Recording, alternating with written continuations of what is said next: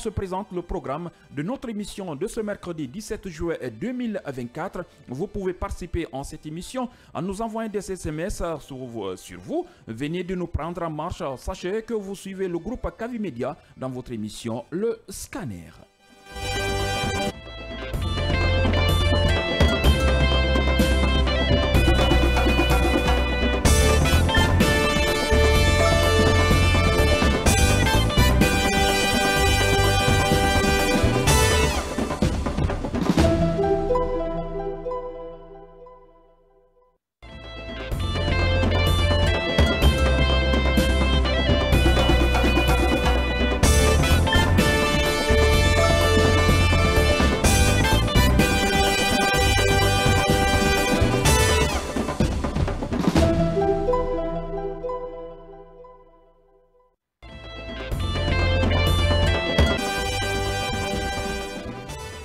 Bonjour et bienvenue. Si vous venez de nous prendre en marche, sachez que vous êtes avec Kavi Media, là, au niveau de la radio, Kavi FM. Merci de nous préférer tous les jours, du lundi au vendredi de 9h à 10h30.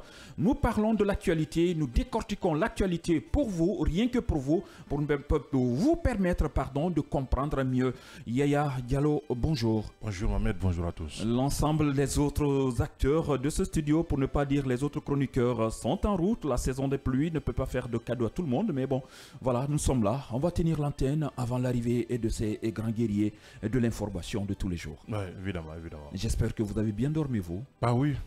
Et vous vous êtes bien réveillé. Alhamdulillah. Devant vous, ouais. Votre café, en tout cas du thé fumant, ça fait plaisir. Moi, je n'en ai pas. Je me demande pourquoi cette petite discrimination, vous allez m'accorder quand même. Non, ce n'est pas le cas, ma mère. Eh bien, d'accord. En tout cas, je voulais dire le nom du thé que vous prenez, mais bon, j'ai peur de faire de la pub gratuitement. Il est à votre portée, ma mère. Non, c'est bien. Merci quand même de me permettre de pouvoir partager ce café chaud, bien fumant, ça attire l'attention. Et surtout, si vous mettez du citron encore, c'est encore intéressant. Ouais. Pendant cette saison des pluies ou pendant ces journées de pluie que nous constatons à Conakry, c'est ça aussi. Les temps, la météo, il faut faire avec, il ne faut pas se plaindre. Ouais. Acceptons tout, c'est ça. Alors, rentrons dans le vif du sujet. Est-ce que ça va dans ce pays avec toutes ces déclarations, avec toutes ces sorties, avec tout ce que nous connaissons, surtout du côté des hommes de droit, les avocats précisément, le Conseil de l'ordre des avocats de Guinée décide de passer à la vitesse supérieure et défie le pouvoir exécutif au terme de son assemblée générale extraordinaire tenue ce mardi 16 juillet 2024. Il décide de boycotter toutes les audiences Yaya Diallo à compter, et ça c'est depuis hier, et cela va durer jusqu'au 31 juillet 2024. Et ce n'est pas choisi comme ça. 31 juillet est une date qui est dans la tête de tous les Guinéens depuis plusieurs semaines maintenant. Oui, c'était un rendez-vous historique puisque c'est le 31 juillet que la sentence devrait tomber en ce qui concerne le procès des événements du 28 septembre. Donc, ce n'est pas anodin si le barreau de Guinée dans son ensemble a décidé effectivement d'observer un boycott total en ce qui concerne les audiences sur toute l'étendue du territoire national jusqu'au 31 juillet 2024. Donc je crois que on ne peut pas parler d'une défiance, mais plutôt d'un ultimatum. Parce que ce n'est pas un interdit que l'exécutif a pu imposer au barreau et que le barreau a bien voulu effectivement, s'en passer. Donc comme tel, je pense que c'est quelque chose qui revient du droit quand même au barreau en tant que défenseur des droits humains. Donc un organisme indépendant de l'exécutif donc qui à un certain niveau peut prendre position s'il constate évidemment des violations répétitives des droits humains, surtout en matière de procédure judiciaire. Donc le barreau en a décidé, on voit cela venir puisque dès le début de ces événements, on avait entendu le barreau 2 jours après pour lancer un ultimatum de 3 jours, de 48 heures à l'exécutif si l'exécutif ne communiquait pas ou tout au plus ne mettait pas sur la place publique les raisons pour lesquelles Fonike Mengue, Biloba et Mohamed Sissé ont été, disons, enlevés, mal plus d'une arrestation. Donc, et que évidemment, pour que ces gens-là puissent être présentés à un juge. Parce que la procédure normale voudrait que quand on veut arrêter un citoyen de la République, qu'on puisse respecter la procédure pénale qui voudrait effectivement que ce qui devrait venir puisse venir avec avec une convocation en bonne et due forme et que le motif pour lequel ils étaient venus pour leur arrestation soit mentionné dans cette convocation. Qui les a convoqués? Pourquoi sont-ils convoqués? Jusqu'à date, nous n'avons pas des informations allant dans ce sens. Où sont-ils? Je crois que ce sont des questions que l'opinion continue à se poser. Nous n'en savons pas jusqu'à date. Donc je crois que c'est quelque chose qui a déjà entretenu une psychose de spéculation. Ici et là, vous observez ce qui se passe. On parle d'enlèvement, on parle de séquestration, on parle de tous les mots qui, en tout cas, qui ne parlent pas d'un homme libre quand même. Absolument. Et puis on entend cette chose aussi. Des choses gravissimes. Mais tout cela, je crois que c'est l'exécutif qui devrait dissiper toutes ces spéculations pour pouvoir effectivement éclairer la lanterne de l'opinion, parce que c'est des citoyens guinéens, donc justiciables. Personne ne s'oppose à ce que l'exécutif, à un certain niveau, puisse, disons, convoquer un citoyen s'il est tenté effectivement que ce citoyen a transgressé les principes et lois de la République. Donc c'est quelque chose de normal. Mais de cette façon-là, nous n'arrivons pas à comprendre comment se fait-il que l'État, qui devrait être un exemple, puisse violer allègrement nos lois de la République. Je crois que c'est l'État qui devrait donner un bon exemple aux citoyens en pareilles circonstances, puisque l'État, on suppose que, en tout cas, l'État a tous les moyens mais pour pouvoir... en vous écoutant comme ça, quelque chose me traverse la tête. C'est comme si un autre citoyen, quelqu'un doit de l'argent, Fodé doit de l'argent à Michel, et voilà, Michel prend Fodé, il l'envoie dans sa maison, il dit, tant que tu ne payes pas ton argent, je ne te libère pas, tu restes là, je vais te séquestrer. Cela veut dire que chacun peut faire ce qu'il veut sans passer par les textes de loi, sans respecter ce que nous dit aussi la justice. C'est le risque que nous courons. Si l'exécutif n'arrive pas à pouvoir respecter, lui qui est censé effectivement faire respecter les lois de la République, en tout cas à travers ce qu'il incarne. Donc je crois que c'est quand même assez regrettable. Et je voudrais dire ici, de passage, m'adresser au président, comme on l'a toujours dit, c'est le premier des Guinéens. C'est le chef de l'État, il doit accepter que tout le monde s'adresse à lui. Et tout le monde s'adressera à lui. Il y a quelques années, il y a 5 ans de cela, personne ne s'adressait... Vous voulez dire qu'on ne s'adresse pas à Mamadi Doumbouya, on s'adresse au chef de l'État? Au chef de l'État, il doit comprendre comme tel. Aujourd'hui, tous les Guinéens s'adressent à lui parce que tout simplement, c'est lui... C'est le numéro 1 du pays. Le chef de l'État. Et comme tel, il doit être au-dessus de la mêlée. Il peut écouter les gens qu'il considère comme étant des adversaires. Autrement dit, il doit avoir un dos large. Il peut écouter des gens qu'il considère comme étant des adversaires. Il peut écouter des gens qu'il peut considérer comme étant des amis. Il peut écouter des gens peut-être qu'il peut considérer comme étant des personnes dérangeantes. Mais c'est lui qui doit pouvoir écouter tout le monde et naturellement comprendre tout le monde aujourd'hui. Il est à la tête de ce pays-là. Donc je crois qu'aujourd'hui, même des choses qui ne relèvent pas de lui, effectivement, on peut l'accuser. Est-ce que ce que les citoyens sont en train de faire ici, même si ça n'engage pas la responsabilité du président de la République, mais puisque c'est lui le chef, on peut l'accuser, on peut lui dire tout, mais il doit l'accepter. Mais ici, il y a des rois télé qui sont plus que le roi. C'est-à-dire des gens qui sont autour essayent de prendre, lui ravir la vedette et faire mieux que lui, ou en tout cas imposer des choses. C'est des trucs qui peuvent arriver. Nous savons très bien en matière de gestion des affaires autour des chefs, il y a des gens, l'aile dure, qui essayent d'imposer certaines situations, même si ce n'est pas l'avis ou l'aval donné par le responsable ou le chef, lui en personne. Bah, écoutez, je crois que, bon, en pareilles circonstances, puisque nous sommes dans une...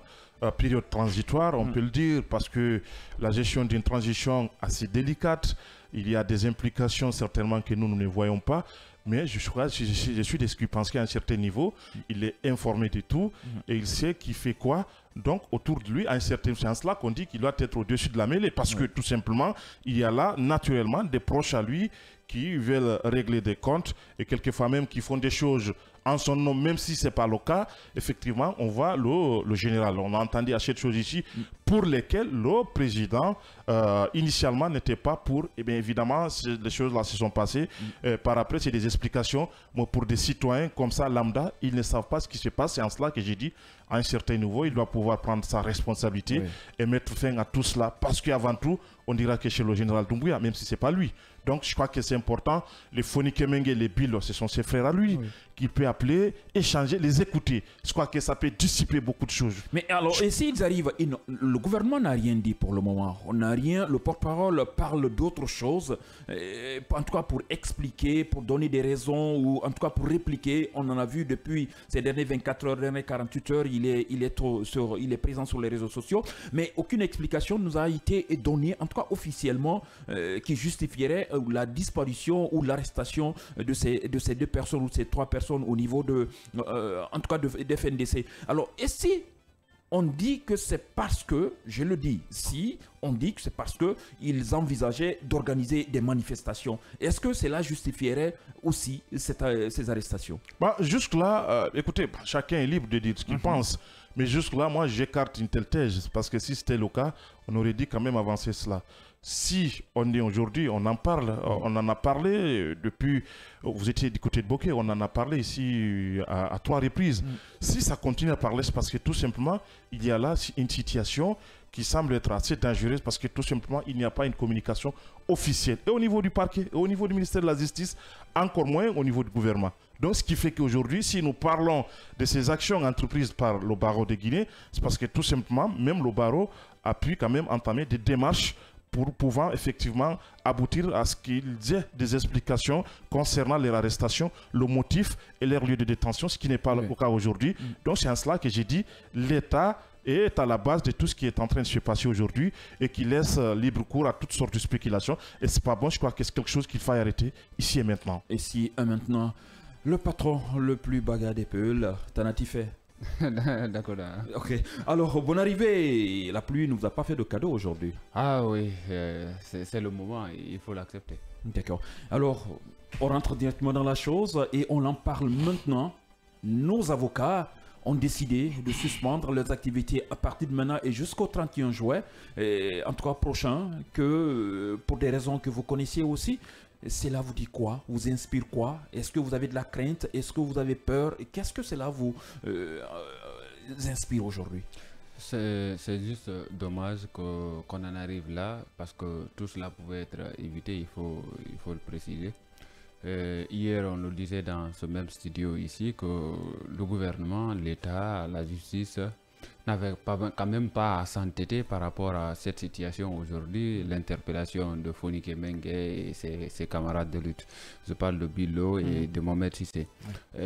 C'était prévisible que le barreau sorte quand même, c'est-à-dire ses muscles, bande ses muscles pour pouvoir au moins quand même... Mais est-ce que le barreau a le droit de faire cela? On ne les a pas... Le barreau est dans son plein droit d'entreprendre cette démarche. Pourquoi? Ce n'est pas une première, ni une deuxième, ni une troisième. À chaque fois que le barreau constate une violation, c'est-à-dire des droits humains, le barreau quand même sort ses muscles et puis voilà, automatiquement, soit peut-être enclenche une démarche et puis par après, il y a une solution qui est trouvée derrière pour quand même une sortie de crise. C'est une de ses missions. Hein. Oui, c'est l'une de ses missions. Oui, il fallait insister là-dessus et apporter des précisions pour d'autres personnes qui ne comprennent pas. Évidemment. Parce qu'on va dire, les avocats, ils n'interviennent, c'est quand on les demande d'intervenir, quand un client vient vers vous. Mais il y a des exceptions, c'est cette exception qu'on voudrait vraiment ressortir. Là. Voilà, évidemment maintenant, quelles sont les conséquences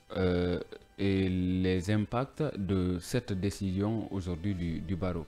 Parce que vous n'êtes pas quand même sans savoir aujourd'hui qu'il y a des gens qui quand même croupissent dans les prisons du pays. Il y a des gens qui sont en attente d'être jugés. Il y a des gens aujourd'hui qui sont en conflit. Probablement il y a des gens qui devraient recouvrer leur liberté aujourd'hui, demain, après-demain, même ils ne peuvent plus. Évidemment, il y a des personnes aujourd'hui qui sont en conflit avec la loi, qui doivent être assistées, c'est-à-dire qui sont qui ont pour conseil, c'est-à-dire des avocats du barreau, qu'est-ce que ces gens-là peuvent faire aujourd'hui? C'est de patienter encore en prison si elles sont détenues. Si elles ne sont pas encore détenues, ça veut dire que la procédure ou ces procédures-là vont encore traîner pendant un bon moment. Et j'ai lu quelque part même, Ibrahima, on devrait statuer sur le cas de l'ancien ministre Ibrahima Kourouma, qui pour une question de liberté provisoire ou je ne sais quoi. Mais je crois avec cette situation, est-ce que la Cour va statuer sur son cas? Ça c'est un exemple que je prends. Ça c'est un autre cas. C'est un autre cas parce que bon, enfin,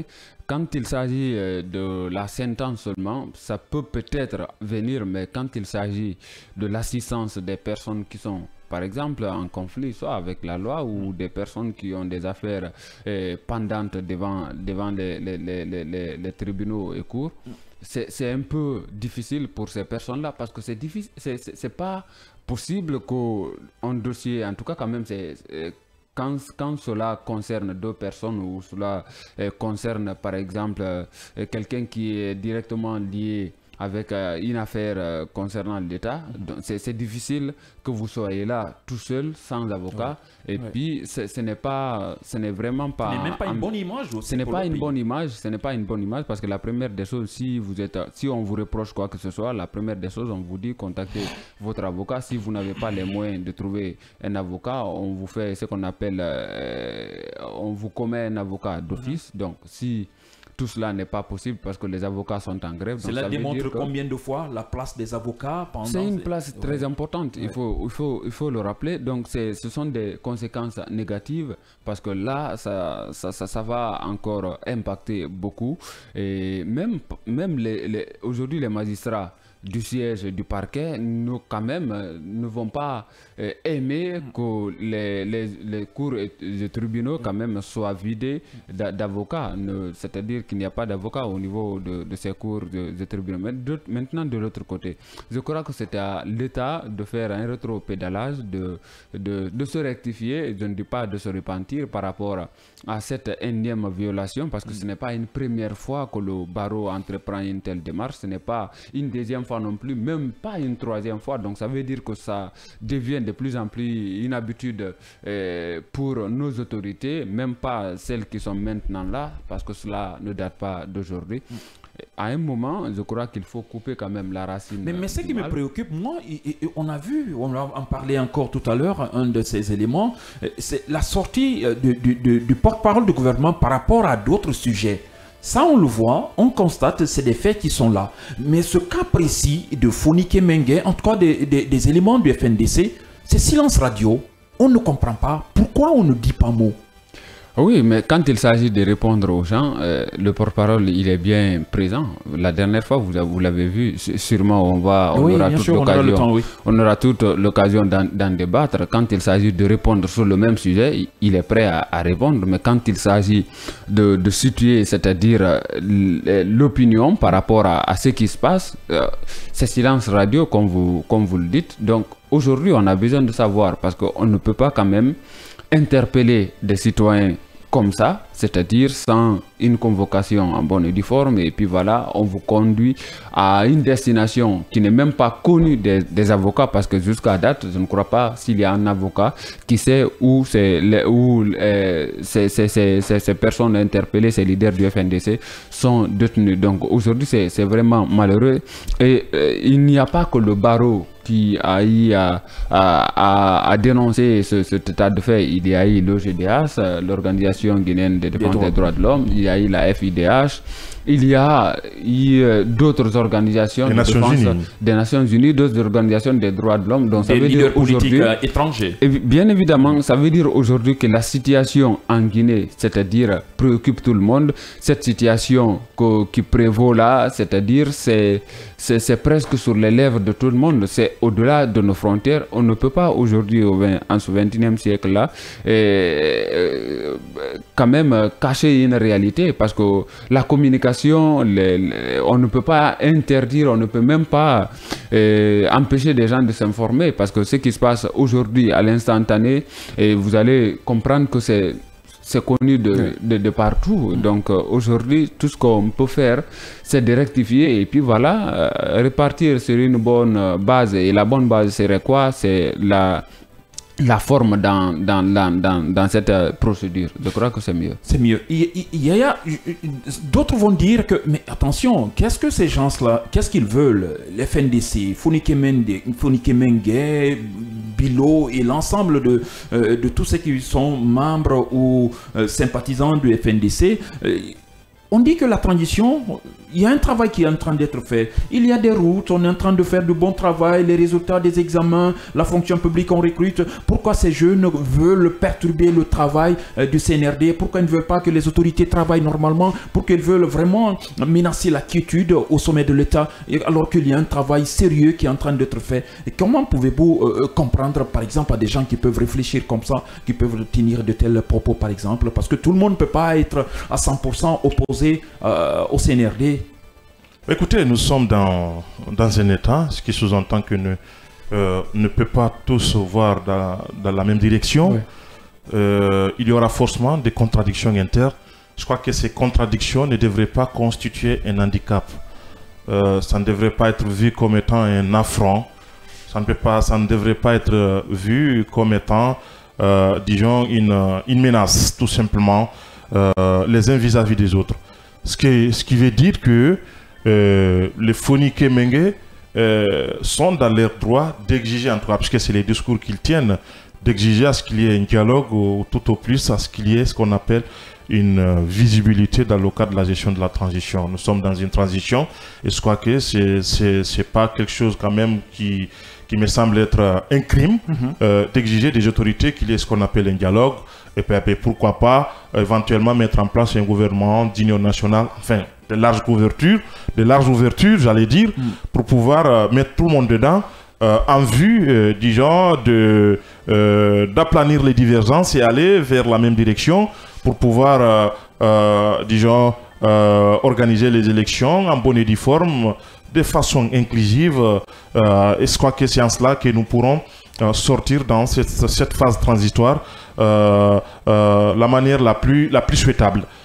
Alors, c'est vrai que certains ne comprendront pas. Oui. Et je suis pas en train de justifier ce qui pourrait ils n'ont pas travail. Le président général Mamadi Doumbouya tout récemment a dit que les travaux au niveau des routes, c'est la saison des pluies. Il dit que ce n'est pas une raison, ça ne doit pas être une raison d'arrêter les travaux. Il faut continuer à travailler parce que le pays a besoin de développement. Et que pendant ce temps, il y a le FNDC qui dit qu'il n'est pas satisfait, qui dit que non, le prix des denrées de première consommation n'est pas à la portée du Guinéen moyen.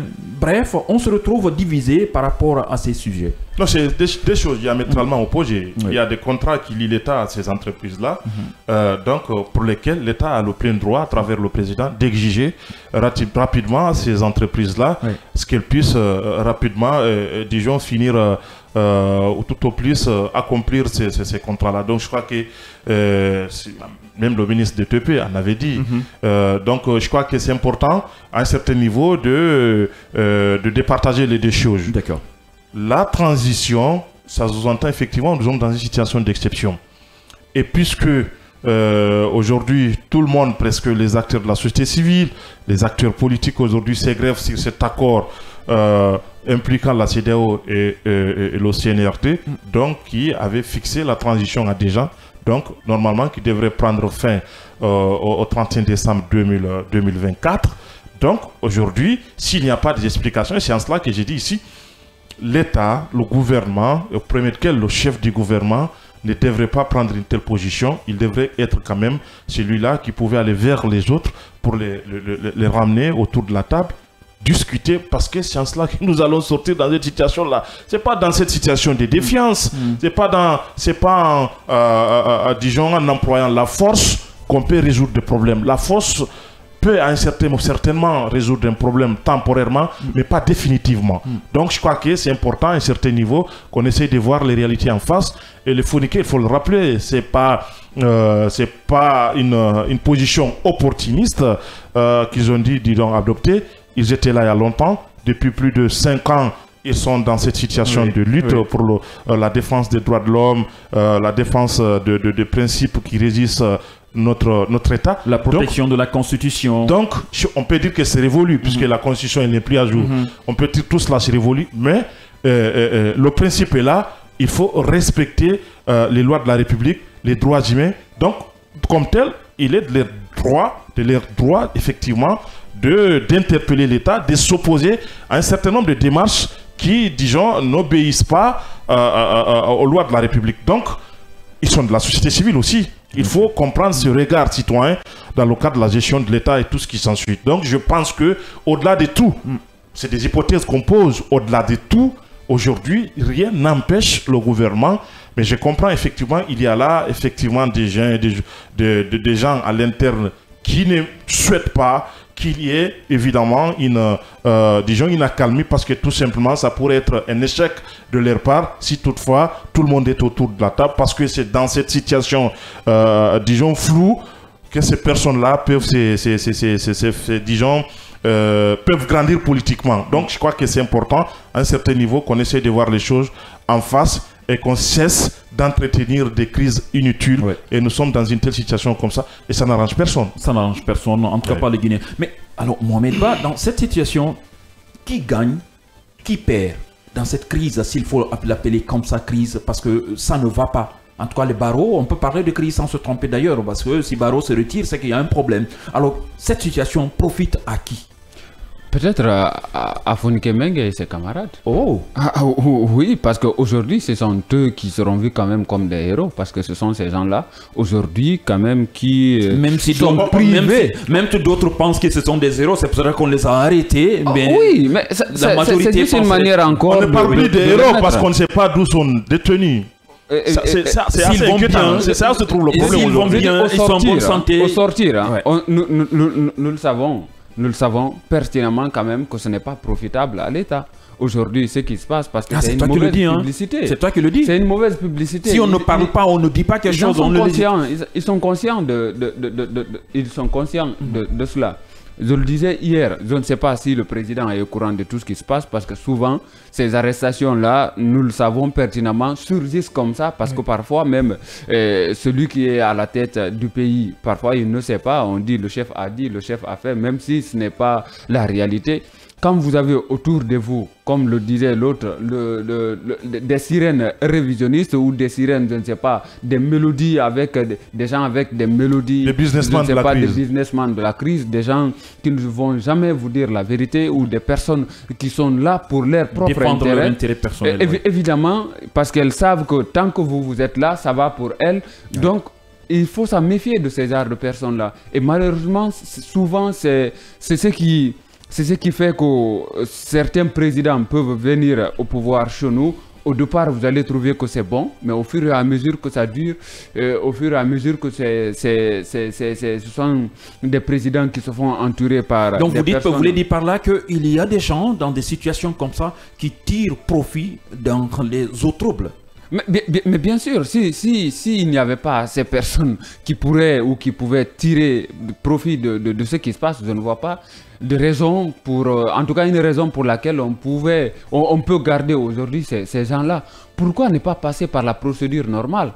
Pourquoi? Qu'est-ce que ça allait enlever à l'État? On a l'impression qu'on ne tire pas des leçons des faits comme ça, parce que c'est pas la première fois qu'il y a des crises comme ça qu'on arrive à enregistrer, et les conséquences aujourd'hui, on a les événements du 28 septembre, des hauts gradés qui se retrouvent. Cela fait maintenant une semaine et au moins 1 ou 2 jours que ces personnes-là sont arrêtées. En tout cas, ça fait une semaine. Si c'est bon mémoire. Plus d'une semaine. Plus d'une semaine maintenant. Vous voyez ce qui se passe?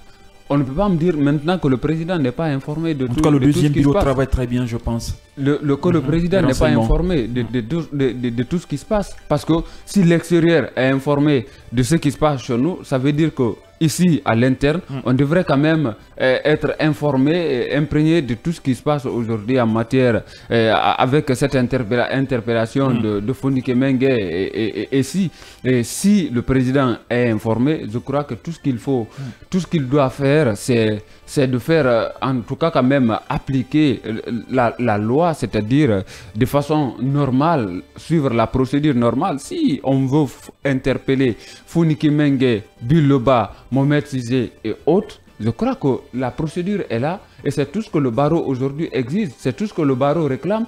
Je crois que c'est une bonne lutte, c'est une bonne démarche, parce que c'est une démarche pour quand même amener l'État, parce que si à un moment donné l'État se retrouve quand même hors l'application stricte de la loi ou stricto sensus, bien évidemment, je crois que le mieux c'est de le faire venir quand même sur ce bon rail-là pour que la procédure, la bonne, soit vraiment enclenchée. D'accord. Est-ce qu'il faut oui, avant d'ajouter la question, je venais juste peut-être, vous pouvez augmenter, ajouter à cela, c'est qui peut nous aider en tout cas les Guinéens, que la situation, qu'on arrive à apaiser la situation pour qu'on sorte de cette crise, parce que comme ça, c'est un bras de fer qui vient de commencer. Il y a depuis 0 heures, un bras de fer entre le judiciaire, une partie du pouvoir judiciaire à travers le barreau et l'exécutif. Qui peut nous aider à sortir de cela? Écoutez, personne ne viendra nous aider sinon que nous, Guinéens. Nous qui? Les Guinéens que nous sommes. Les Guinéens aussi, je fais allusion aux sages, aux religieux, aux politiques. Qui peut faire quelque chose? On avait appelé hier ici aux sages et aux religieux de prendre les responsabilités parce que tout simplement... Parce qu'il y a un silence de leur part aussi, qu'on en a besoin. Les femmes aussi, les femmes leaders, il y en a dans ce pays. Il ne faut pas attendre la saison des pluies, ne devrait pas les empêcher de sortir de leur maison, qu'ils enfilent leur pagne, leur boubou, leur je ne sais quoi, leur bonnet, et pour chercher à vraiment avoir la situation très tranquille, quoi, je pense. Écoutez, nous sommes en Guinée et je crois que c'est assez malheureux qu'on soit dans une société où à un certain niveau, les uns et les autres n'osent pas prendre position pour mieux faire les choses. Parce que c'est de là qu'il s'agit aujourd'hui. Il faut prendre position. Prendre position ne veut pas dire que vous avez choisi votre camp. Pas du tout. Prendre position par rapport aux intérêts de la République. Prendre position pour prévenir ce qui pourrait être dommageable à notre République. Prendre position pour interpeller acquis des droits dans ce cas pareil-là. Ce n'est pas le cas aujourd'hui. On attend jusqu'à un certain niveau. Écoutez, on essaie de nous sortir des expressions assez fumeuses pour pouvoir, je ne sais quoi faire. C'est pas comme ça que nous devons fonctionner dans notre pays. Et je crois qu'on ne peut plus compter sur une communauté internationale, notamment la CEDEAO. Elle en a déjà dit. Elle a dit, effectivement, et je crois que c'est le dernier conseil que la CEDEAO avait donné au CNRD, c'est de faire en sorte que le dialogue interguinéen soit de mise pour pouvoir nous permettre de sortir définitivement dans cette situation. Ce qu'il faut rappeler, c'est que le barreau est allé plus loin pour dire que, en tout cas au visa de l'article 27 de la loi 014, disons, portant organisation de la profession des avocats, éventuellement, si les choses continuent comme ça, on ne le souhaite pas. Nous estimons que ceux qui sont concernés, au premier lequel le gouvernement prendra sa responsabilité éventuellement, nous éviter cette crise qui s'annonce là déjà, parce que c'est une crise qui va naturellement impacter des innocents dans cette situation-là. Donc, le barreau entend éventuellement, dans les jours et mois à venir, effectivement, se constituer en partie civile. C'est-à-dire porter plainte contre X. Effectivement, pour ces cas de violation que nous avons dit constater ici. Donc, voyez-vous que nous sommes quand même dans une situation où, disons, l'avenir n'augure pas quelque chose de bon. Donc, à l'État de prendre sa responsabilité et de nous éviter cela. Parce que c'est quelque chose qui peut être évitable. On n'est pas contre que l'État puisse interpeller un citoyen tout à fait normal. Dans une il y a république. Des problèmes, oui. Mais il faut tout de même que l'État puisse être capable de nous dire voilà pourquoi nous les interpellons, voilà le motif. Expliquez-nous. Évidemment, c'est de là qu'il s'agit aujourd'hui. Mais écoutez, sinon, si l'État se comporte comme ça, comme, disons... un coupeur de route. Non, mais c'est quand même assez gravissime ce qui se passe là. L'État ne devrait pas se comporter cela. Je crois que le président... ça va au-delà de tout, parce que un chef de l'État, c'est au-dessus de la mêlée. C'est-à-dire que vous pouvez tout entendre. Aujourd'hui, même des gens qui sont 2 fois plus âgés que lui aujourd'hui, lui considèrent comme étant le père de famille. Le père de famille. C'est de là qu'il s'agit aujourd'hui. Donc, il doit avoir comme tel Et quand on est père de famille, quand on est père de famille, on a la chance d'avoir tout type d'enfants dans votre maison, sous votre toit. Et cela ne veut pas dire que votre enfant récalcitrant, que vous allez le jeter, vous allez le mettre comme on appelle, dans la poubelle. Tous les enfants doivent avoir le même droit chez vous, ils ont le même devoir également. Donc c'est pas parce que vous avez un enfant récalcitrant que vous allez complètement le mettre dans un cachot, le mettre dans un lit isolé complètement. Il faut trouver des moyens pour vraiment le permettre de vivre avec ses frères aussi. En pareille circonstance, on ne parle pas d'enfants récalcitrants. Il y a tout simplement une incompréhension pour laquelle le chef ou le gouvernement, dans son ensemble, doit pouvoir accepter d'ouvrir un couloir de dialogue. Oui. Parce que tout simplement, aussi longtemps qu'on restera dans une telle situation, on finira tous autour de la table.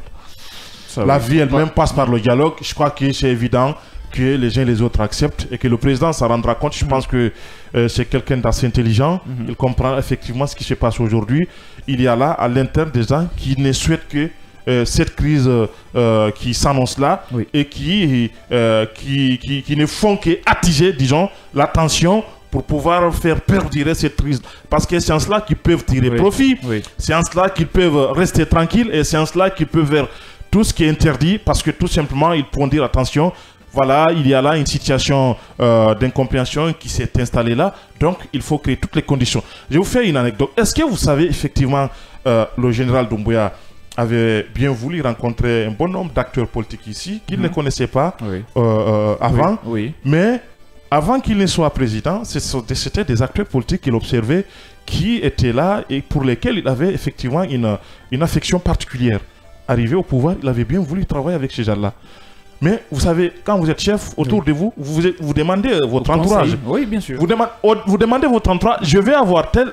Il dit non, il ne faut pas le voir, parce que là, il n'est pas bien pour toi. Et absolument, on essaie de construire, disons, toutes sortes de mythes autour de lui pour pouvoir effectivement décourager le chef, parce que tout simplement, ils savent premièrement d'abord... Leur intérêt. Quand la personne est là, d'abord, elle dira la vérité au chef. Et que quand le chef s'en rend compte, parce qu'à un certain niveau, on a besoin de ça, des hommes et des femmes qui osent vous dire la vérité. Donc, c'est ce qui est bon pour vous. Et c'est ce qui est bon pour la nation. Donc, s'ils constatent effectivement que ces gens-là sont là, effectivement, ils vont disparaître d'eux-mêmes. Donc, ils feront tout pour ne pas que ces gens-là arrivent à refaire ombre. Absolument. Et c'est le cas aujourd'hui. Ils diront tout simplement, ils sont capables de mentir pour décourager complètement. Et je crois que c'est le cas aujourd'hui. Achenouer le pays, parce que le président Mamadi Doumbouya avait bien voulu effectivement faire de cette transition une transition la plus, disons, large possible pour pouvoir mettre tous les fils du pays dedans, pour effectivement essayer de construire ce pays-là, éventuellement créer toutes les conditions pour le retour à l'ordre constitutionnel. Malheureusement, il y a là des Guinéens que nous connaissons, parce qu'ils existent, même si il y a certains qui ne sont plus là, mais des Guinéens que nous avons connus depuis l'indépendance, ils tournent autour du chef, ils créent toutes les conditions pour ne pas qu'il y ait ce qu'on appelle une stabilité dans notre pays ici. Il faut s'en débarrasser. C'est des personnes demain qui diront attention, on avait tout dit, ils n'avaient pas entendu. Des personnes punaises, si on peut le qualifier comme ça, parce que si tu ne veux pas le développement du pays, tu veux le mal du pays, je pense que ça ne serait pas exagéré de dire que c'est des personnes punaises. Moi, je me dis, ça va au-delà même. Je me dis que le dialogue aujourd'hui, si le gouvernement était très malin, ça pouvait lui être profitable. Le dialogue arrange plus le gouvernement parce que si on vous demande d'ouvrir une porte, on tape fort, toujours. Je crois que le mieux, c'est d'ouvrir et puis écouter. Qu'est-ce que vous voulez? C'est comme ça. Parce qu'il y a une situation. Parce que nous sommes dans une période transitoire. Tout ce qu'on veut aujourd'hui, c'est de passer cette période-là dans la paix, dans la quiétude sociale surtout. Et comment cela peut arriver, comment cela peut se passer ainsi, comme nous le souhaitons? C'est que ça ne peut pas se passer en l'absence quand même d'un dialogue franc. Je dis bien un dialogue franc. Il ne s'agit pas d'un dialogue de façade ou un semblant de dialogue. Il faut dialoguer. Je crois que c'est normal.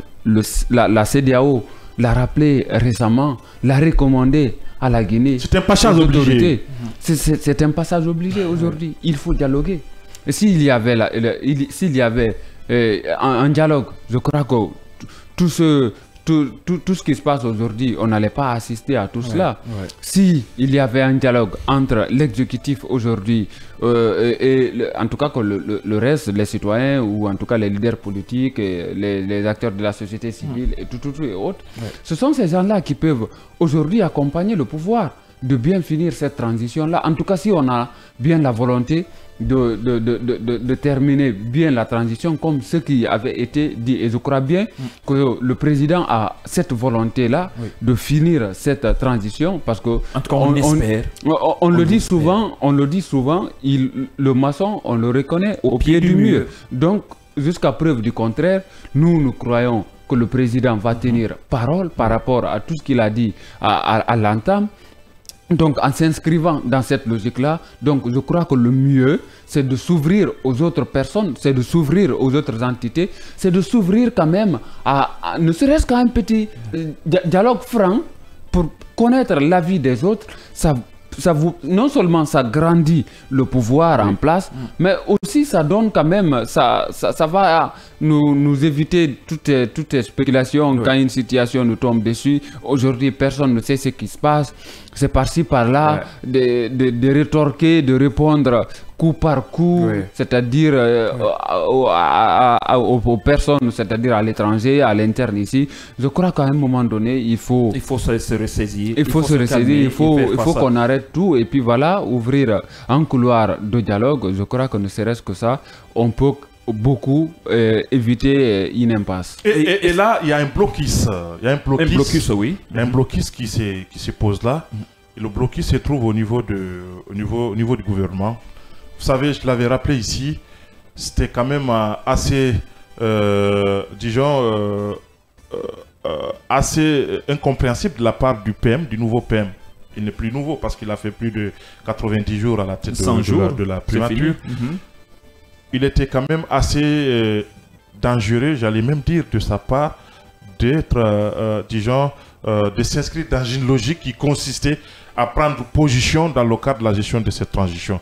On l'avait appelé effectivement, c'était parce qu'on considérait effectivement à un certain niveau, Bernard Gomou n'avait plus ses marges de manœuvre ou cette possibilité ou cette ouverture politique, pour ainsi dire, d'amener tout le monde et de rabibocher les positions. Donc, il fallait aller prendre un acteur politique, donc comme Baouri, un vieux routier de la vie politique guinéenne, qui connaît tout le monde, qui a pratiqué tout le monde et qui connaît naturellement la Guinée. Donc, je crois que c'était lui qui pouvait à un certain niveau dire voilà ce qu'il faut faire. Nous sommes bien, effectivement. Même moi, j'ai à discuter avec beaucoup d'hommes politiques qui ne sont pas contre un glissement consensuel. J'ai dit bien, un glissement consensuel. C'est-à-dire qu'on est d'accord, effectivement, qu'il y aura un glissement, mais discutons sur la proportion que ce glissement pourrait prendre. C'est là où se trouve le débat aujourd'hui. Donc, les gens ne sont pas contre qu'il y ait un glissement, mais consensuel. On ne peut pas imposer comme ça. On dit, ben, écoutez, il y aura un glissement et puis il y a des entités de la République, puisqu'elles sont tous des Guinéens quand même. Donc chacun a le droit de dire ce qu'il pense. Parce qu'ils n'ont pas été concertés. Quant à la conduite de la transition. Donc cette gestion solitaire amène aux uns et aux autres, effectivement, de se questionner à un certain niveau, pourquoi pas de contester. Donc nous sommes dans une logique comme ça. Qui peut aujourd'hui, dans une telle situation, appeler les acteurs politiques autour de la table et que cela puisse effectivement inspirer confiance les uns des autres. Mais il y a d'autres vont dire que si vous êtes conscient que ces leaders politiques avec qui vous avez échangé, par exemple, étaient disposés, étaient prêts à accepter qu'il y ait ce glissement consensuel, cela veut dire qu'il y a, eux-mêmes, ils ont constaté qu'il y a cette possibilité de glisser. Alors, si ce glissement est possible, pourquoi ne pas consommer avec le CNRD ce probable glissement consensuel? C'est-à-dire, eux, ils sont du fait qu'on ne les a pas consultés pour accepter, pour les faire comprendre qu'il y a un glissement consensuel en téléchargement, et que d'un seul coup, ils entendent le Premier ministre parler de glissement. Cela veut dire qu'ils sont d'accord, ils savent déjà que la situation du pays, ou que ce soit technique, financier ou je ne sais quoi, qu'il y a possibilité qu'il y ait glissement. De fait, le problème pour eux, c'est du fait qu'on ne les a pas impliqués pour annoncer ce glissement consensuel. Est-ce que c'est de ça il s'agit? vous parlez. Le consensus, c'est le résultat d'une discussion. Et ça n'a jamais été le cas. Donc, on ne parle pas. Ils ont dit si il y aura glissement, oui. c'est-à-dire consensuel. Donc, à l'issue duquel il y a eu effectivement une discussion, un dialogue. Donc, on tombe d'accord, effectivement, il y aura un glissement. Un glissement d'1 an, un glissement de 8 mois, etc. etc. Donc, ce n'est pas le cas aujourd'hui. Donc, on suppose que c'est un glissement unilatéral, donc décidé, parce que jusque-là, moi, je n'ai pas entendu membres du CNRD parler d'un glissement, même si dans les actes qu'on voit, effectivement, nous nous dirigeons vers cela. Mais aujourd'hui, encore une fois, le promoteur le plus connu de ce glissement, c'est évidemment le Premier ministre Bahouri. Un seul élément, juste pour finir avec ce dossier côté Barreau de Guinée et pouvoir. Qu'est-ce qui peut changer cette situation maintenant?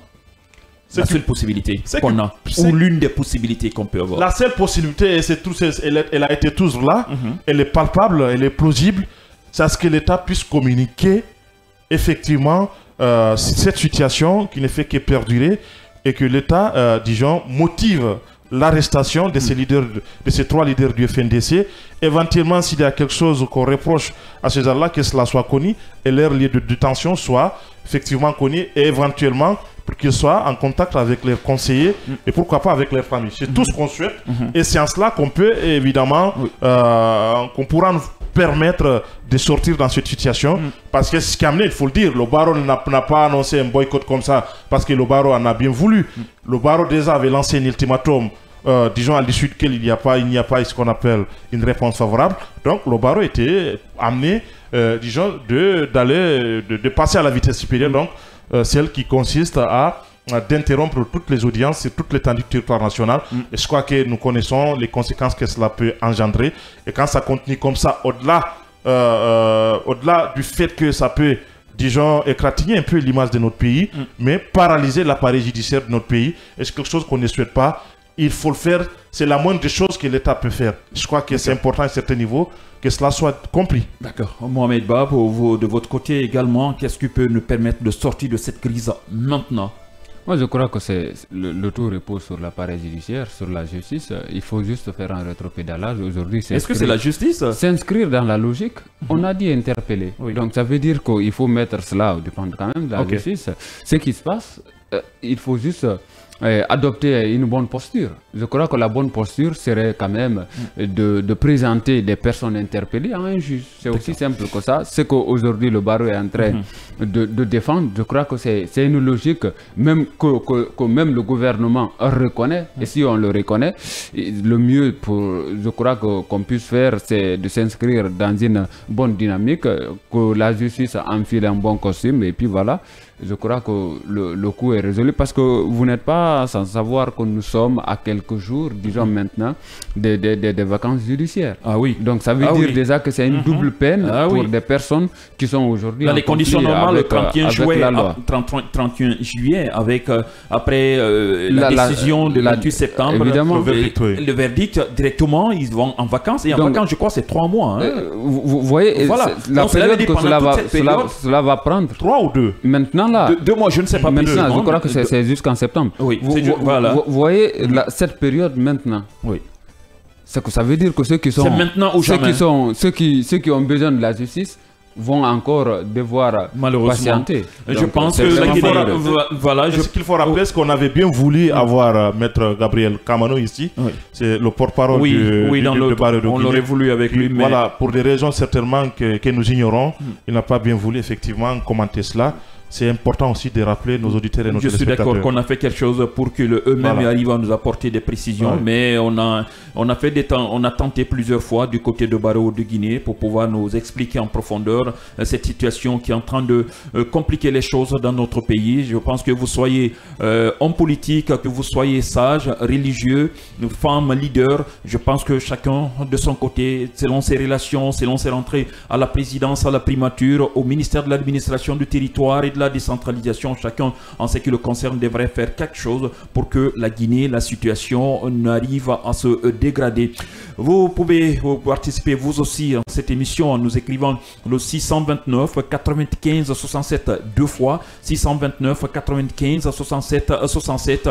Sans transition, nous allons encore rester du côté, rester dans les couloirs du gouvernement, et cette fois-ci avec le ministre porte-parole du gouvernement qui souffle sur les braises 24 heures après ses répliques contre le parlementaire de la CEDEAO.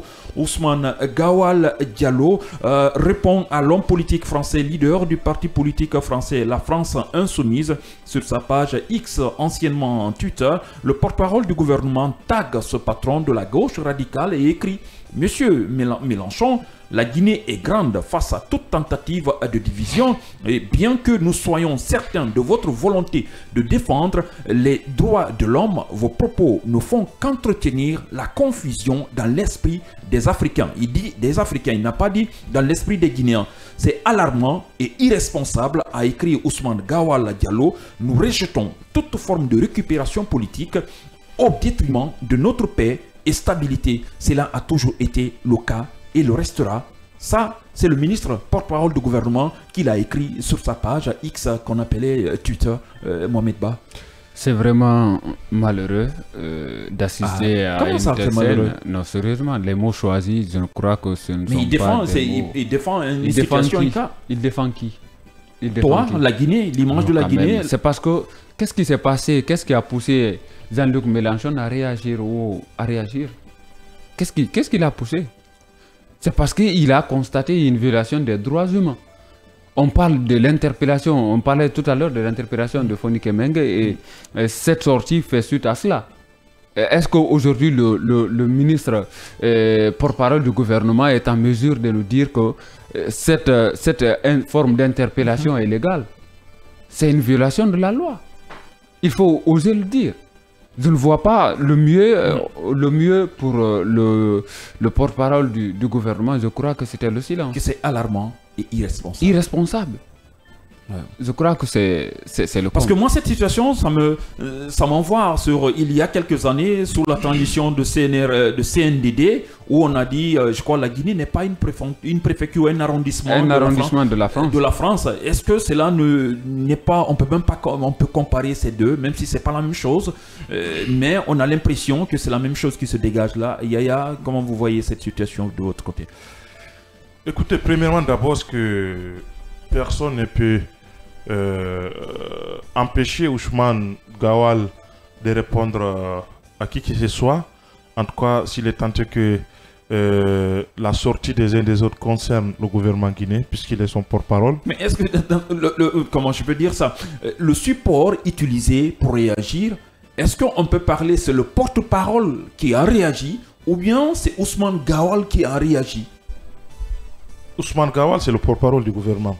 Pour le moment, on ne peut pas départir les deux choses. Absolument. Bon ensemble. Absolument, absolument. Ça va.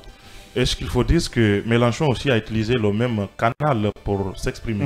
Bien sûr. Donc voilà, c'est un peu ça, c'est de la communication. Il droit de réponse. Et il en a fait lui aussi de cette façon-là. D'accord. Donc je crois qu'au bout du bout, il n'a pas que mentionné Ousmane Gawal, il a mis le porte-parole. Donc c'est au nom du gouvernement, il a dû effectivement répondre à Jean-Luc Mélenchon. C'est de son rôle en tant que porte-parole du gouvernement, quand il constate, on peut ne pas aimer, ça peut ne pas être évident, mais c'est son rôle aussi de défendre quelquefois même l'indéfendable. Donc c'est en cela, c'est le rôle à jouer. Et c'est pourquoi c'est pas facile d'être porte-parole du gouvernement, parce que quelquefois, écoutez, vous engagez dans... sur une piste. Est-ce que sous d'autres cieux ou bien d'autres termes, on peut parler, c'est lui parfois qui a appelé à faire le sale boulot? Non, c'est pas ça. Moi, je n'utiliserai pas cela, mais je dis tout simplement, quelquefois, on peut ne pas, disons, le comprendre, mais c'est de là qu'il s'agit aujourd'hui. C'est un monsieur, c'est vrai, on sait quelquefois les mots ou les expressions qu'il peut utiliser quand il s'agit de répondre à un certain nombre d'acteurs, notamment même les acteurs internes ici. Mais je crois que c'est de son rôle d'agir comme ça et de répondre quand il considère effectivement en tout cas à ce niveau, qu'il y a eu ce qu'on appelle un manque de respect à l'égard de l'État guinéen. Donc je crois que comme tel, il faut comprendre cela. De l'autre côté, Jean-Luc Mélenchon, c'est pas sa première fois et M. Gawal doit se rappeler de cela. Quand ils étaient injustement incarcérés au niveau de la maison centrale, Jean-Luc Mélenchon faisait partie parmi ces hommes politiques français de monter au créneau. Et cela, c'est au niveau de l'Assemblée française, d'interpeller l'État français quant aux agissements du régime d'alors, du régime de fin. Donc, c'est important que les uns et les autres comprennent effectivement que si quelque chose a changé, je crois que c'est au niveau de M. Ousmane Gawal. En tout cas, Jean-Luc Mélenchon est dans une logique. Je ne pense pas qu'il puisse utiliser des expressions qui peuvent effectivement provoquer, disons, une division à l'interne. Je ne pense pas si à l'époque, si Ousmane Gawal s'était opposé à cette sortie de Mélenchon à l'époque. Comment? Il était en prison? Vous pouvez vous rappeler de ça. Moi, je ne me rappelle pas de cela. Ce qui est évident, c'est qu'aujourd'hui, ce qui se passe dans notre pays ici, et Jean-Luc Mélenchon, il n'a fait qu'interpeller l'État français. C'est une interpellation. C'est une interpellation. Normal. Il a interpellé l'État, ce que l'État français puisse intervenir, en tout cas dans le cadre de ce qui se passe dans notre pays ici, parce que ça crève les yeux que ce qui se passe aujourd'hui devient de plus en plus inquiétant et il faut ici et maintenant essayer de trouver une solution à cela. Et lui, il pense que c'est l'État français, parce qu'il considère que l'État français... Le mois engagé... C'est les expressions qu'il a utilisées, ce sont ses mots à lui. Ouais. Donc, qui aujourd'hui est en bon rapport avec le régime de Conakry. Donc, l'État français peut jouer un rôle pour pouvoir essayer de créer toutes les conditions pour qu'il y ait un dénouement dans cette crise-là qui s'annonce aujourd'hui. Je crois qu'il n'y a aucun crime à cela. Maintenant, si quelquefois, en voulant répondre à tout bout de champ, les uns les autres, M. Ousmane Gawal est allé jusqu'à parler d'une attitude irresponsable et quelquefois même une tentative de diviser les Guinéens. Moi, je pense qu'aujourd'hui, le problème, c'est un problème guinéen. Et c'est l'État guinéen, c'est nous les Guinéens qui avons créé toutes les conditions que nous sommes en train de vivre aujourd'hui. Et c'est à nous, encore une fois, de trouver les solutions. Ça, quand même, c'est quelque chose qu'on ne dira pas déplorable, mais qui ne peut pas faire l'affaire de la Guinée. On va essayer de lire un peu quelques messages de nos téléspectateurs et auditeurs qui nous suivent depuis le matin. Bonjour Kavi, le chef de l'État doit avoir le dos large pour la bonne marche du pays. Mon général, écoutez, non seulement ceux qui vous encensent, mais aussi ceux qui vous tensent. Ils ont tous leur opinion sur la Guinée. Comprenons une chose, les Guinéens ne seront jamais dans une position unidirectionnelle sur la vie du pays. Abdoulaye depuis Koya. Autre message à lire pour vous. Bonjour, bonne arrivée et plein succès à vous. Merci à vous, chers auditeurs. Bonjour. Ok, bonjour à vous aussi. Je crois que c'est contenté juste de nous dire bonjour. Alors, nous aussi, on dit bonjour, même s'il n'a pas précisé son nom. Salam à vous et salam à mes parents de Dalabaditi, Ndiambouria, d'Ankama, dans mon village natal. La conduite de cette transition a déraillé depuis 2023 car le CNRD n'a fait aucun acte pour le retour à l'ordre constitutionnel. Mamadou Alpha Ndiambouria Diallo depuis Koloma. Voilà, vous aussi vous pouvez nous écrire à partir de ce numéro 629 95 67 67. Je rappelle, vous pouvez vous aussi nous écrire à travers ce numéro 629 95 67 2 fois 67 67. Autre élément toujours dans cette émission, le scanner sur Kavi Media, on les disait, sale temps pour les acteurs de la société civile. On parlait de FNDC et par les leaders de Fonikemenge, Bilo, FNDC dissous, de Fonikemenge et de Biloba. La MAOG, de son côté, la maison des associations et ONG de Guinée, n'a plus accès à son siège social assise à Yimbaya. Les responsables ne savent pas les raisons de cette fermeture. En tout cas, selon une déclaration de la MAOG que nous avons pu avoir depuis hier, la nuit dernière, qu'est-ce que cela vous inspire encore, cette situation? Je ne dirais pas qu'on va de mal en pire ou de ruine en vestige, mais là, ça devient encore préoccupant. Je dirais juste, si la maison, ce n'est pas une propriété privée de la MAOG, peut-être considérons, j'ironise, que c'est le concessionnaire qui est en train de réclamer le loyer, c'est pour ça qu'il l'a fermé, je ne sais pas, mais en tout cas, la situation devient compliqué pour les associations de notre pays, de la société civile plus précisément.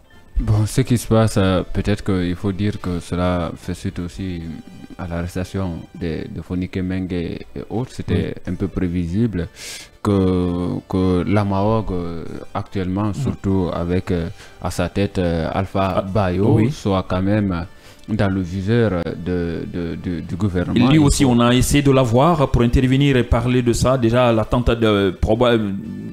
tentative d'arrestation dont on a parlé qui n'était pas vraie, ça allait être une occasion de revenir sur tous ces éléments, mais malheureusement, son numéro ne passe pas.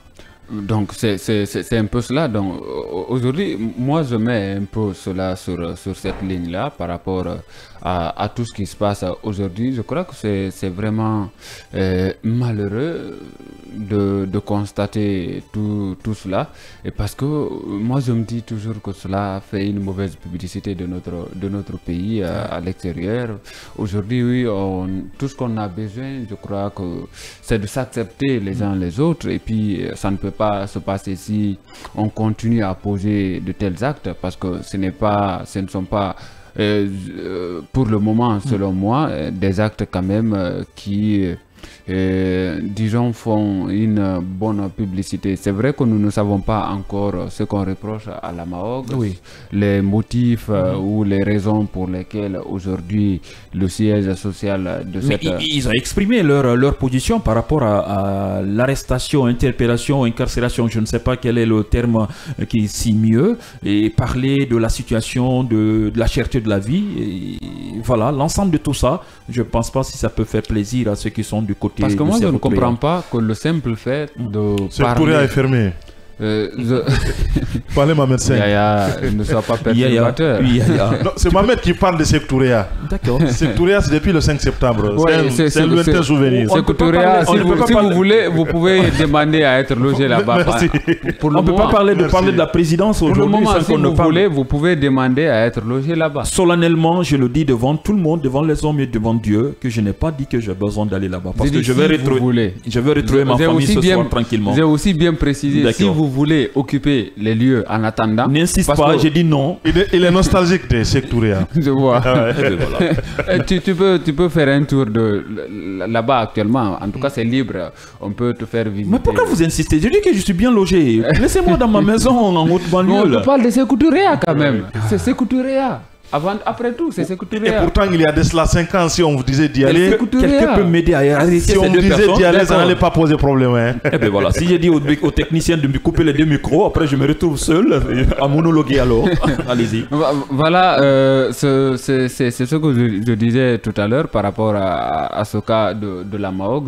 Je ne vois pas des raisons pour lesquelles, quand même, si un citoyen exprime soit son ras-le-bol par rapport à une situation, que ce citoyen-là soit persécuté ou se retrouve dans une situation qui n'est pas souhaitable. Aujourd'hui, par rapport à ce cas, nous attendons encore que les motifs nous soient quand même communiqués et pour... peut-être beaucoup plus de commentaires dessus, mais pour le moment, vu qu'on ne sait pas ce qu'on reproche à la MAOG, les raisons pour lesquelles son siège a été fermé, je crois qu'il est imprudent de quand même beaucoup s'aventurer sur ce sujet. Et si aussi le responsable, le premier responsable de cette association avait quand même pris la parole chez nous, ce serait une opportunité pour nous quand même de connaître un peu les dessous des raisons qui pourraient pousser. Peut-être si c'est le gouvernement qui l'a fait. Pour le moment, ils n'ont pas dit le nom de quelqu'un, le nom des autorités, de la société civile ou je ne sais qui. Par des personnes inconnues. Des personnes inconnues. Ils se sont limités là. Donc, nous sommes pas. Mais c'est quelque chose qu'il faut parler, il faut situer pour qu'on sache qu'est-ce qui se passe dans notre pays. Parce que quelque part, d'une manière ou d'une autre, c'est une autre forme de violation qui s'est passée là. Que ce soit une personne morale, une personne physique, une personne je ne sais quoi, qui arrive à fermer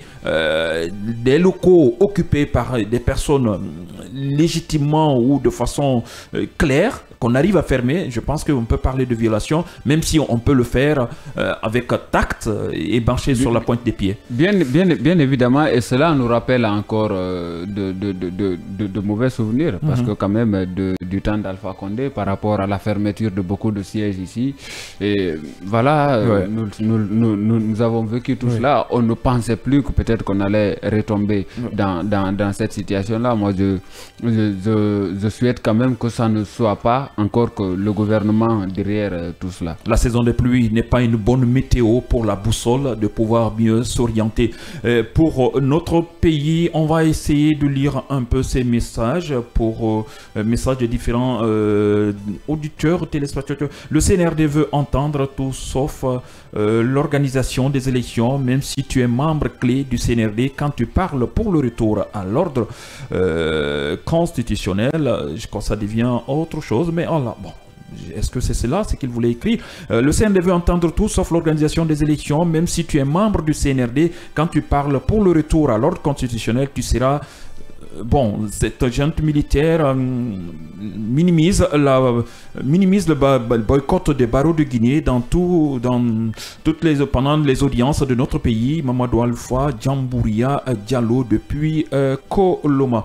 Autre message pour vous, le CNRD doit libérer nos frères Founiké et compagnons parce qu'ils ne reprochent rien à ces gens, mais ils ont peur. Founiké et compagnie mènent un combat noble qui mérite d'être mené, et il y aura d'autres qui mèneront le même combat, libérer les signés. Mamadou Saliou. Autre message toujours pour vous. Bonjour, arrêtez, dites à certains journalistes parmi vous d'arrêter de dire n'importe quoi dans le studio, d'accord? Dites à certains journalistes d'arrêter de dire de n'importe quoi dans le studio. Ousmane Gawal a bien fait de réagir. La politique française est la politique la plus mauvaise au monde pour l'Afrique, donc à la place de Gawal, je dirais plus que ça, Isiaga. Donc, message bien copié pour vous, Isiaga.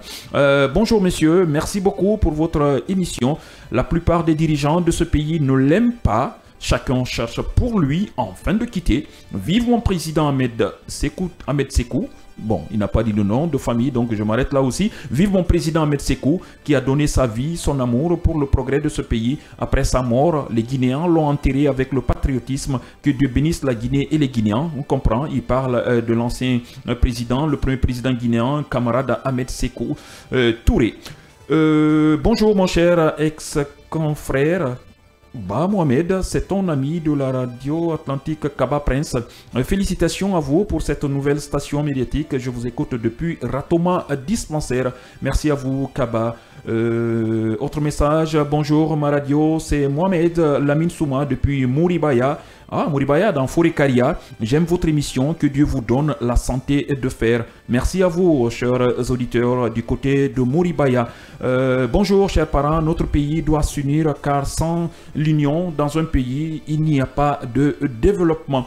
Bonjour, rebonjour à la fois encore. Mes chers journalistes, j'espère que les responsables de cette transition pensent que le pouvoir est un attribut et pourtant ce pouvoir ne les appartient même pas. Là, ils veulent forcer la situation, sinon le peuple ne veut plus. Nous voulons qu'ils organisent l'élection présidentielle. Voilà Kanté depuis Massanta Karo. Wow. Depuis Massanta Karo, peut-être c'est le nom d'un quartier du côté de Massanta en Guinée forestière.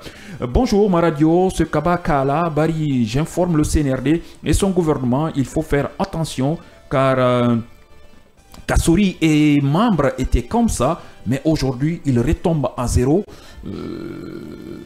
Doumbouya est membre, un pied devant et deux pieds derrière, merci. Voilà, ce sont là quelques messages qu'on pouvait lire pour vous aujourd'hui. On va continuer toujours au compte de cette émission, de la situation de la Mahog. Je pense que Mohamed Ba, est-ce que si on continue, par exemple, qu'on enregistre des cas de fermeture des maisons sans donner des raisons fondamentales, même si on ne sait pas qui l'a fait, on ne peut pas dire que c'est l'État, mais vous l'avez rappelé, des cas comme ça, on a enregistré il y a quelques années ici avec la fermeture du siège, par exemple, de l'UFDG, il faut le préciser, et d'autres structures également. est-ce que cela annonce de mauvais temps, de mauvais je ne sais quoi, mais en tout cas ce n'est pas bien parti pour la démocratie dans notre pays. Peu importe qui est derrière cela, parce que ça devient inquiétant. Non, si, bon, on peut comprendre si c'était, comme vous l'avez dit, si c'était le bailleur ou soit peut-être le concessionnaire qui était derrière. En tout cas, si cela n'appartient pas directement à la Maroc, on pouvait comprendre.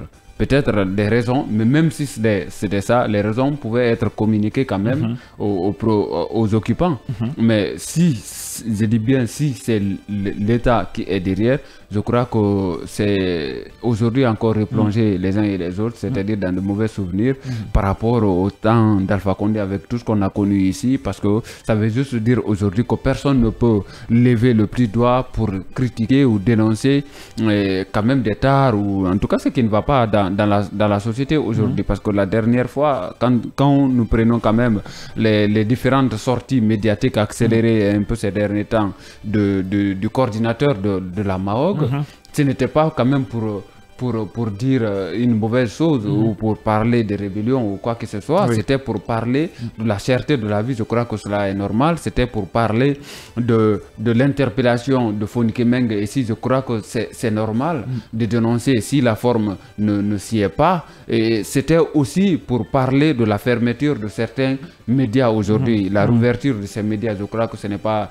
une mauvaise chose. Ce n'est pas de parler quand même du mal du gouvernement. Et la Maroc, son coordinateur, par rapport à ces sorties-là, parlait d'un retour à l'ordre constitutionnel. Je crois aujourd'hui tout ce que les Guinéens, presque dans leur ensemble, attendre, je crois que c'est ce retour à l'ordre constitutionnel, parce que c'est quand même l'objectif numéro 1, disons, de ce pouvoir de la transition. Donc je ne vois pas les raisons pour lesquelles aujourd'hui on pourrait s'en prendre quand même à cette association. D'accord. Mais alors, dans cette situation, pourquoi... J'ai pas pris la parole là, s'il te plaît. Je vais l'arracher parce que c'est la deuxième reprise que je ne sais pas, je ne comprends pas. Tu n'es pas jaloux? Oui, non, je suis pas jaloux, mais je crois que j'ai constaté ça. C'est déjà une injustice de trop. Non, mais ça, il faut essayer de savoir comment départager la parole. Et je pense que normalement, attendez, je pense que sur ce cas précis, tu es responsable parce que tu m'as donné le téléphone et ça m'a distrait un peu par rapport à un message d'un auditeur. Je pense que après la lecture des messages, la parole devrait me revenir. C'est comme ça. Ça dépend de celui qui partage. La parole vous revient, monsieur. Ça dépend de celui qui partage. Je vous la donne avec les deux mains. On peut aller, Yaya. On peut aller. Désolé. Tu l'avais rendu. Tu l'avais rendu normalement, ça devrait passer par là. C'est un constat. Il faut essayer de soigner cela. C'est important. C'est important. Vas-y, Yaya. Ce qu'il faut dire dans ce cadre-là, moi je pense que c'est une suite logique. Il n'y a pas mille et une questions à poser quant à la fermeture de ces sièges-là. Jusqu'à preuve du contraire, si c'est le concessionnaire, je crois qu'on aurait dit... ils auraient dû avoir ce qu'on appelle un écrit ou en tout cas un avertissement préalable pour pouvoir effectivement alerter les uns et les autres par rapport s'il y a des arriérés qui n'ont pas payé pour qu'ils puissent s'acquitter de cela. Ça, c'est le premier élément. Le deuxième élément, tout le monde le sait aujourd'hui, la MAOG, le FNDC et beaucoup d'organisations de la société civile sont dans une dynamique qu'on appelle la dynamique citoyenne, donc qui avait projeté des manifestations, en tout cas à la fin de ce mois-là, pour contester la fermeture de médias, mais aussi la cherté de la vie. Donc, comme tel, on peut dire effectivement qu'il y a une possible liaison qu'il faille faire entre l'arrestation de Fonike Mengue et la fermeture du siège de la Maogo qui a Imoya ici. Donc je crois que c'est important à un certain niveau qu'on essaie de voir dans la mesure du possible comment est-ce qu'il faut évidemment essayer d'abrévier ce qui se passe dans notre pays ici. On ne peut pas continuer parce que ça aussi c'est un élément qui peut, disons, contribuer à envenimer la situation dans laquelle nous vivons aujourd'hui dans notre pays. On ne peut pas continuer comme ça à vouloir effectivement, partout où il y a des contestations, quelquefois même je peux dire des épiphénomènes, qu'on essaie de répondre par la violence. Je crois que ce n'est pas évident qu'on puisse résoudre tous les problèmes par la violence. L'État ne doit pas se comporter comme cela. Si c'est l'État qui avait bien voulu fermer cela, sous Alpha, on était tous d'accord que c'est à visage découvert. C'est connu de tout le monde, c'était l'État. Et je crois que le gouvernement en avait assumé. Je crois que pour ce cas précis, le gouvernement devrait avoir le courage. Et c'est pour le cas de Fonike, parce que jusque-là, on peut dire que c'est l'État qui l'a fait. Oui. Mais par après, effectivement, si l'État a communiqué, cette thèse peut être confirmée ou infirmée. Donc c'est le cas aussi de la MAOC. L'État doit pouvoir communiquer et nous sortir dans une telle situation parce que ça laisse libre cours à toutes sortes d'explications ou d'interprétations. On n'en a pas besoin dans cette situation assez sensible. Qu'est-ce qu'on veut, en tout cas, dans une telle situation? Bien sûr. C'est des choses qu'il faut se poser. Je crois que même la manifestation, c'est un droit élémentaire, c'est un droit naturel. Il faut laisser les gens si c'est de manifester. Maintenant, là où l'État doit attendre les uns les autres, notamment les organisateurs de ces manifestations, c'est si, au bout de ces manifestations, qu'on constate déjà des cas où quelquefois même des attitudes qui peuvent entraîner, disons, le trouble à l'ordre public. En ce moment, l'État pourra interpeller les initiateurs de ces manifestations-là et pourquoi pas, que ces gens-là puissent répondre. Mais, sauf que la Constitution qui donne, qui donne ces manifestations, dans son article 10, à l'époque, la Constitution n'en parle plus, n'est plus là, on ne parle plus de Constitution. La charte en a fait cas. Donc, la même charte l'a réitérée. Donc, je crois que, et ils le savent, ceux qui ont rédigé cette charte-là savent que c'est un droit inaliénable. Donc, vous ne pouvez pas, effectivement, empêcher les uns les autres. Et ça permet aussi à l'État, quelquefois même, de gérer un certain nombre de choses. Parce que manifester, ça sous-entend, les uns et les autres veulent extérioriser ce qu'ils pensent au fond d'eux. Donc, manifester leur colère. C'est en cela que l'État doit pouvoir écouter tout le monde. Moi, je pense que ça ne pose pas de problème. Maintenant, des manifestations violentes qui peuvent provoquer le trouble à l'ordre public, nous sommes tous d'accord, effectivement, que l'État doit prendre sa responsabilité. Oui. Mais jusque-là, ce n'est pas le cas. Donc, je crois que l'État devrait pouvoir permettre aux uns et aux autres de manifester. Maintenant, si on constate du dérapage, là, l'État prendra sa responsabilité parce qu'il est de son ressort à un certain niveau de prendre toutes les mesures qu'il faille pour éviter la Guinée à de pareilles situations. Sauf qu'après, on se demande, dans cette situation, quand est-ce que cela pourrait prendre fin, qu'on arrive à avoir une Guinée normale, on arrive à avoir un pouvoir où tout se passe très bien et qu'on n'arrive pas à restreindre la liberté, vraiment les libertés les plus élémentaires des citoyens de ce pays. Parce qu'à cette allure, on se demande à quel sein se vouer Yaya. Oui, c'est à quel sein se vouer. Nous sommes dans une société, même dans la famille à un certain niveau, quand il y a des frustrations, on peut d'une manière ou d'une autre essayer de les exprimer. Oui. Quand on n'est pas d'accord sur un certain nombre de choses, parce que tout cela, je crois que c'est l'absence d'un dialogue qui amène les uns et les autres à préférer sortir dans la rue. Je crois que ce n'est pas le souhait des uns et des autres. Non, pas du Donc, il faut essayer d'ouvrir un couloir de dialogue. C'est ce qui pourrait mettre fin à tout ce qui se passe dans nos pays ici. Et je crois que tous les États de ce monde-là, à longueur de journée, tous les jours, quotidiennement, il y a des manifestations. Mais c'est des manifestations qui sont autorisées. Ça permet les uns et les autres de dire, voilà, c'est sur quoi on n'est pas d'accord. Voilà ce que nous voulons. Et à l'État de tenir compte de ces revendications-là et pourquoi pas répondre positivement à ces différentes revendications-là. C'est cela l'État. Ouais. C'est ça la responsabilité étatique. On ne peut pas à tout bout de champ dire aux gens, nous sommes dans une société, non, il n'y a pas de manifestation, chacun... voilà, donc la manifestation, elle est interdite. Et puis, ce qui sous-entend que vous empêchez les gens d'exprimer leur colère, et quand ça continue comme ça, d'une manière ou d'une autre, ça va exploser. Oui. Donc l'État doit effectivement être réceptif face à tout cela. C'est pas un crime. C'est quelque chose qui est naturellement, autorisé dans tous les États, dans tous les États, dans toutes les sociétés civilisées au monde.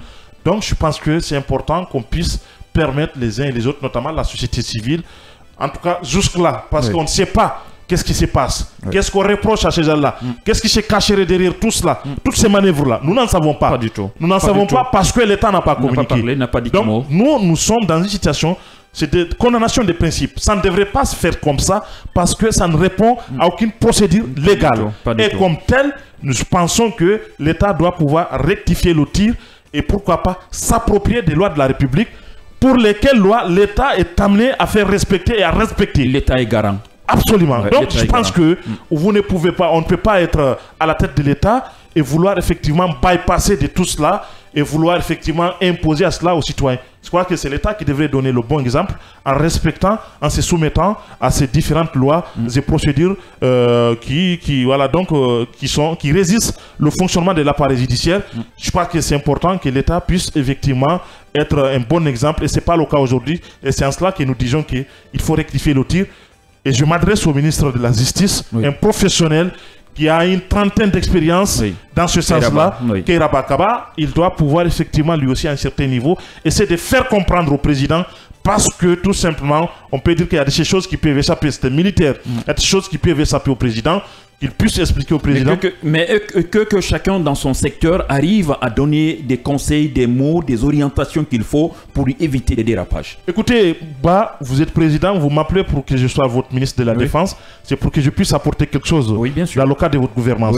Mais si je n'arrive pas effectivement d'avoir le courage pour vous dire, monsieur le président, voilà ce qui est bon, voilà ce qui n'est pas bon, mais je ne pense pas ma raison d'être auprès de vous. Pas du tout. C'est ce que le président devrait tenir compte. Ça c'est clair. Voilà. On va prendre le dernier message avant de nous quitter. Bonjour Kavi Media et bonjour chez moi à Diguel, c'est dans Mitida là-bas. De nos jours, la Guinée reste tristement enfermée dans un cycle répétitif de violations de droits humains. Founiké et Bilo, tout autre citoyen qui ne partage pas le même avis que le CNRD se retrouve confronté à une réalité similaire, probablement encore plus grave qu'à l'époque, d'où la sortie du barreau est à saluer et les hommes en robe noire doivent s'activer à aller plus loin à la vitesse de l'éclair pour stopper cette nébuleuse CNRD vers ce chemin qui n'honore personne et rappeler au porte-parole du gouvernement de jeter un coup d'œil à la VAR. Dadis avait dit ceci dans une de ses interviews, que la Guinée n'est pas un arrondissement de la France, et cette communication le lui a valu ce qu'il a eu entre guillemets a été fatale pour le pauvre Dadis. Donc inutile de se bombarder le torchon, il écrit, devant des gens auxquels il demande de l'aide financière pour se faire exister. Un sac vide ne s'arrête pas, il faut être autonome et suffisamment prêt à subvenir à tout besoin ou à l'abri de besoins pour pouvoir tenir tête à son bienfaiteur. Ce genre de paroles est à éviter. Encore une fois, le CNRD défend un projet et les jeunes du FNDC défendent à leur tour un acquis, donc au peuple de choisir son camp pour les départager. Alpha Zidane Diallo depuis Kiroti. Autre message toujours pour vous, chers auditeurs et téléspectateurs. Bonjour mes chers journalistes, concernant la sortie de monsieur Jean-Louis Mélenchon, c'est Jean-Luc Mélenchon, malgré je suis le fan de Kémy Séba, c'est-à-dire anti-français, mais la sortie de Jean-Luc est bien réfléchie et responsable, car les droits de l'homme et piété en Guinée, plutôt, et piétiner, je crois il voulait écrire, plutôt est la sortie de monsieur le ministre qui n'est bien réfléchi, car il est au service d'un individu, mais je pense que c'est quelqu'un qui est ministre de la République, pas au service d'un individu, mais non au service du peuple. Faya, Sia, Kolan, Tengiano, je ne sais pas, vous nous écrivez depuis d'où, monsieur Tengiano. Autre message toujours pour vous. Bonjour, en parlant de la transition, le CNRD n'a rien fait. Bon, ça c'est pour vous. Et il ne fera rien. Dites, ça c'est vous qui le dites. Tantin, faut signer. Mais ceci-là, la vérité finira par triompher. Je pense que je peux m'arrêter là. Le reste, je ne peux pas le lire pour vous. Désolé, mon frère Silla. Bonjour, vous êtes mon idole, Labilé Balamou, depuis Mafereya. Merci, Labilé. Autre message. Bonjour, ma radio. Je vous écoute depuis Tomboulia Plateau. Le CNRD n'a pas respecté son engagement en disant que la justice sera la boussole. Mais tel n'est pas le cas parce que l'appareil judiciaire est paralysé. Je me demande pour quelle raison Founiké Mengue est arrêté. Nous aussi, on se pose la même question dans ce studio. Vraiment, on veut un civil au pouvoir maintenant. Doumbouya n'a qu'à organiser l'élection et donner le pouvoir aux civils. Toute chose, c'est un temps, pas tout le temps. Un exemple, le cas de Moussa Dadis Camara a signé ce dernier auditeur ce message. Voilà comment prend fin cette émission de ce mercredi sur les ondes de Kavi Media. Ça a été un plaisir pour nous de vous avoir nombreux. Massanta, des messages que nous avons reçus. Merci. Fourekaria, Conakry, un peu partout. Merci. Merci à ces techniciens derrière la baie vitrée. Mohamed Ba, merci. Merci Mohamed et merci à tout le monde. J'espère que la météo sera très clémente envers vous demain pour que vous soyez là. Ça on verra. Hein. Peu importe. Et bien voilà. Il doit être là. Et bien voilà. Il m'attaque. Hein. Oh, non mais c'est vrai. Bon, de toute façon, je voulais l'eau mais je ne peux pas. Non, on ne réplique pas. Il y a l'eau. Bah, c'est cela, mon grand. Porte-toi bien. Je crois que la météo, elle est générale. Pour tout le monde. Il pleut partout à Conakry. Oui, mais ça dépend de... non, ça dépend de quoi? Quel côté. De beaucoup de choses. De toute façon, tu ne vas pas continuer à me distraire ici parce que Michel, qui a assuré la réalisation, merci bien. Et le flash aussi, on nous bouscule qu'il est temps du flash de sortir de ce studio parce que la jeune demoiselle veut nous donner des informations qu'il nous faut. Merci, ça a été un plaisir pour vous de vous servir. Demain, on se retrouve avec la même énergie pour vous donner des informations, des détails, des quotidiens qu'il vous faut et partout où vous soyez. Merci et à bientôt.